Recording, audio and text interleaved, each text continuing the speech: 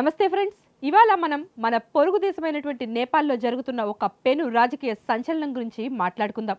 ఎవరు ఊహించని విధంగా ఒక ర్యాపర్, అదే విధంగా ఆ దేశ యువ సంచలనం ఇప్పుడు ఆ దేశానికి ప్రధానమంత్రి కాబోతున్నారు. ఆయన ఎవరో కాదు, కాఠ్మండు మాజీ మేయర్ బాలేంద్ర షా. అందరూ ఆయన్ని ప్రేమగా బాలెన్ షా అని కూడా పిలుచుకుంటారు. ఈ మార్పు వెనుక ఉన్న అసలు కథ ఏంటి? అసలు ఒక్క సంగీతకారుడు దేశాధినేతగా ఎలా ఎదిగారు? మరీ ముఖ్యంగా ఆయన రాకతో భారత్కు ఎటువంటి ఇబ్బందులైనా ఉన్నాయా అనే ఆసక్తికరమైనటువంటి విషయాలన్నింటినీ ఈ వీడియోలో క్లియర్గా తెలుసుకుందాం రండి.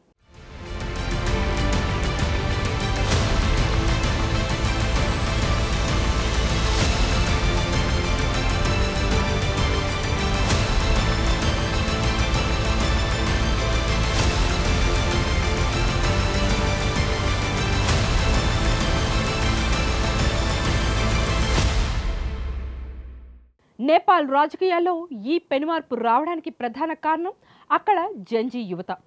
ఎందుకంటే గత ఏడాది నేపాల్ ప్రభుత్వం సోషల్ మీడియాపై నిషేధం విధించడంతో యువత ఆగ్రహం కట్టలు దంచుకుంది. ప్రభుత్వ నిర్ణయాలకు వ్యతిరేకంగా పెద్ద ఎత్తున ఆందోళనలు కూడా జరిగాయి. దేశం మొత్తం సంక్షోభంలో చిక్కుకుపోయింది. ఆ సమయంలో యువత గొంతుకుగా నిలిచిన వ్యక్తి ఈ బాలేంద్ర షా.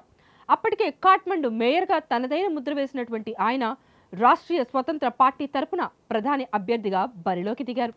కేవలం 2 నెలల వ్యవధిలోనే సాంప్రదాయ రాజకీయ పార్టీలను మట్టి కరిపిస్తూ ఆయన పార్టీ ఇప్పుడు అధికారానికి అతి చేరువలో ఉంది.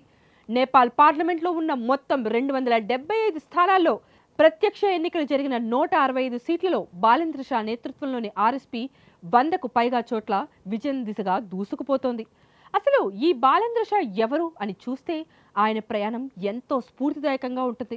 1990లో జన్మించిన బాలెన్ షా మధేసి సామాజిక వర్గానికి చెందినవారు. ఒక ర్యాపర్గా తన కెరీర్ను మొదలుపెట్టి నేపాల్ ప్రభుత్వంలోని అవినీతిని, అదేవిధంగా నేపాల్ ప్రభుత్వ వ్యవస్థలోని లోపాలను తన పాటల ద్వారా ఎండగట్టేవారు.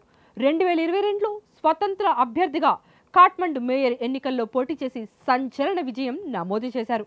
మేయర్గా ఆయన చేసినటువంటి సంస్కరణలు, అదేవిధంగా అవినీతిపై ఆయన మోపినటువంటి ఉక్కు పాదం అక్కడి యువతలో విపరీతమైన క్రేజ్ని తెచ్చిపెట్టింది.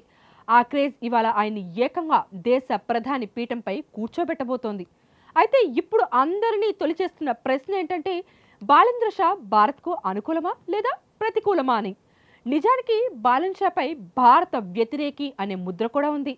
నేపాల్ వ్యవహారాల్లో భారత ఆధిపత్యం ఉండకూడదని ఆయన గట్టిగా పిలుపునిస్తారు.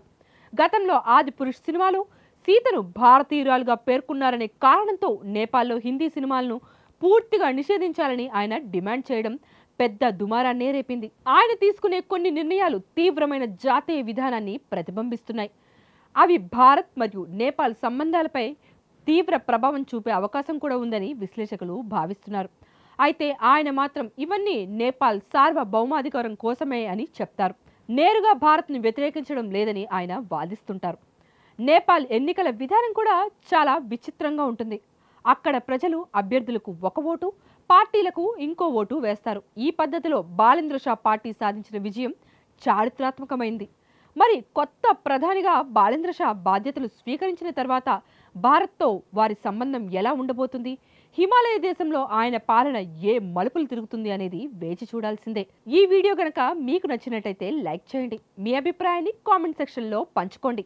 మరిన్ని ఇలాంటి ఆసక్తికరమైన వీడియోస్ కోసం మా ఛానల్ని తప్పకుండా సబ్స్క్రైబ్ చేయండి. Please subscribe to the channel and download the Politicos app from the links in the description.